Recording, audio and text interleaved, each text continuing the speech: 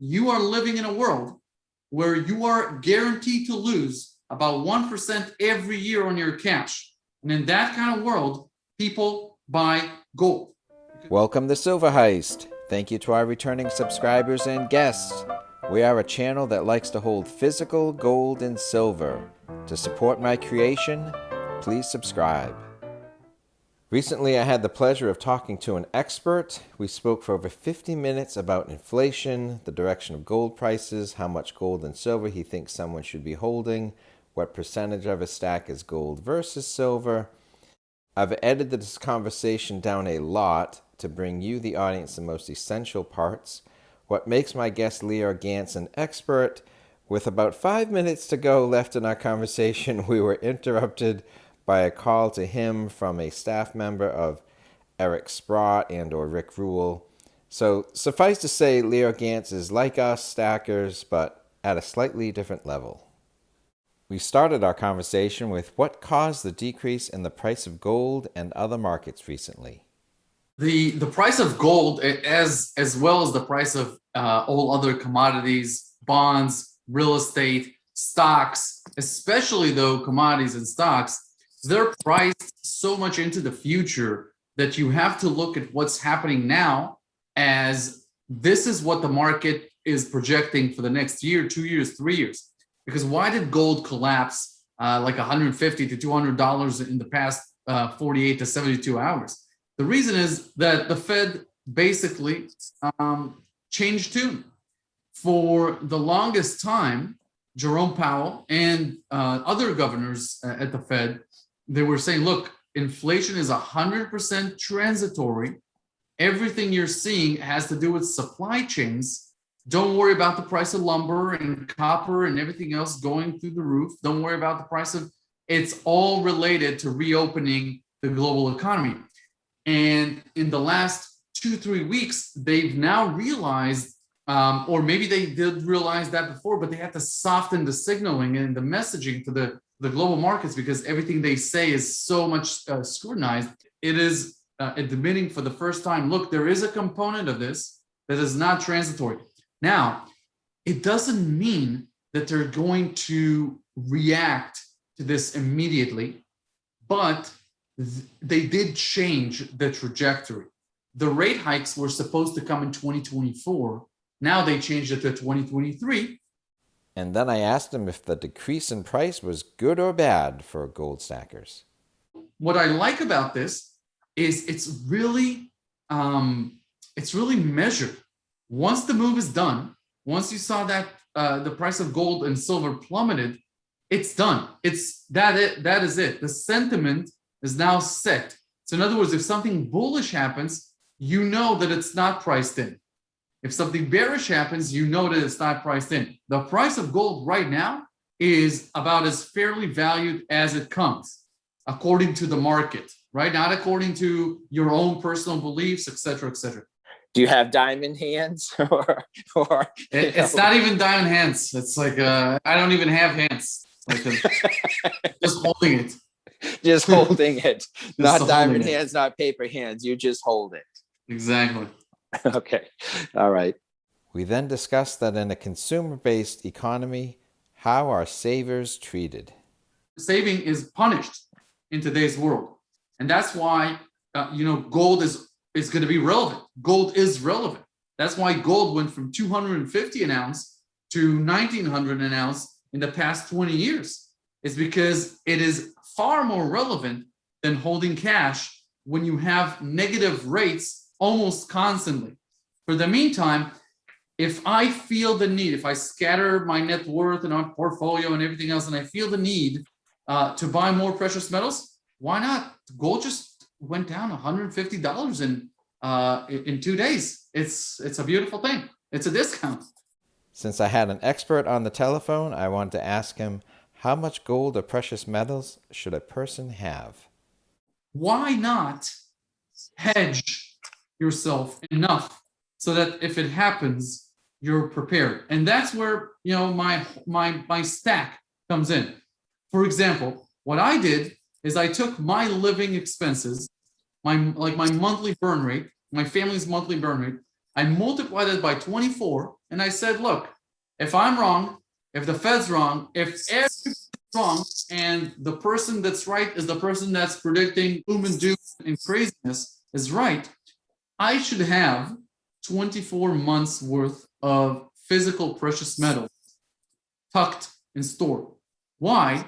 Because maybe I'm wrong. Why be, why feel that you're smarter than you think? You should have 2 years worth of savings anyways. I mean, that is a fair amount of savings to have. I know people talk about like 3 months, 6 months, or 12 months. I think 2 years is more practical because recessions are about 2 years long. So why not have enough precious metals to last a recession? And if a recession turns into a downturn or depression, even worse. So that's what I did. That's my reasoning. I took fiat currency and about 70% converted to physical precious metals, to physical gold, 30% to silver, and that's what I store. And then based on current conditions, why is gold going down instead of up? So why, if this is true, why is gold not going to the moon? Okay, so the answer is that gold does not track inflation. You put two charts and plot them on top of each other. Since 1971 until today, you put the CPI and the gold price, and you will see that they don't perfectly correlate. You put the dollar index in gold, they don't perfectly correlate. What does gold correlate with? It correlates with what's called real interest rates. And real interest rates are the difference between what the 10-year bond yields and what CPI numbers are. At the bottom line, I think for your viewers, if they just want to watch one thing that recaps like the 20 minutes that I've spoken nonstop here, I think they need to watch the DXY index. That's the dollar index.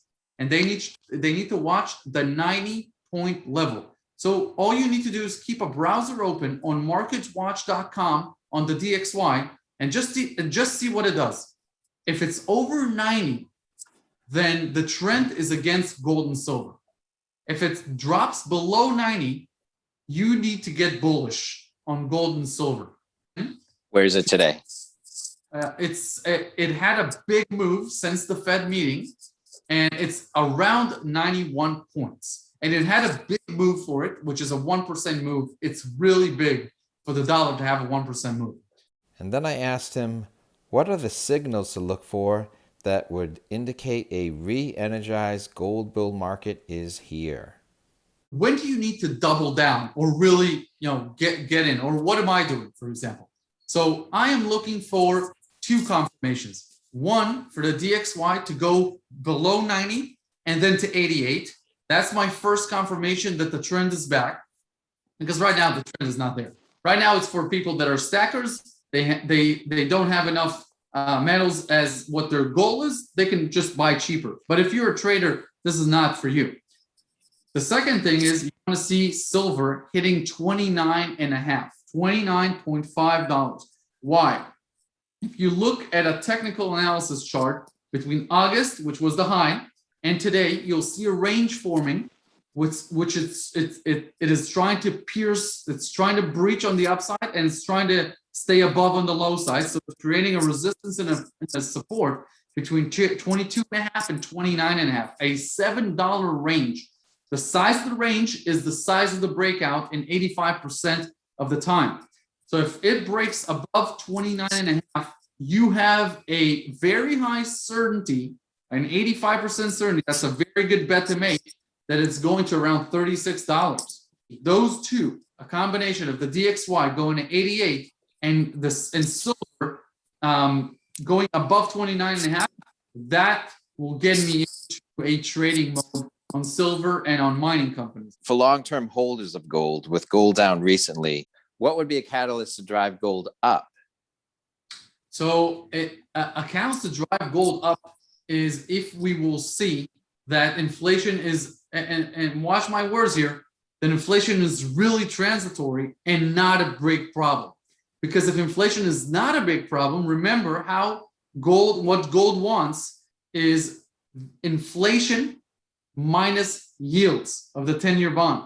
So if inflation is not a problem, then yields on bonds drop and negative rates return.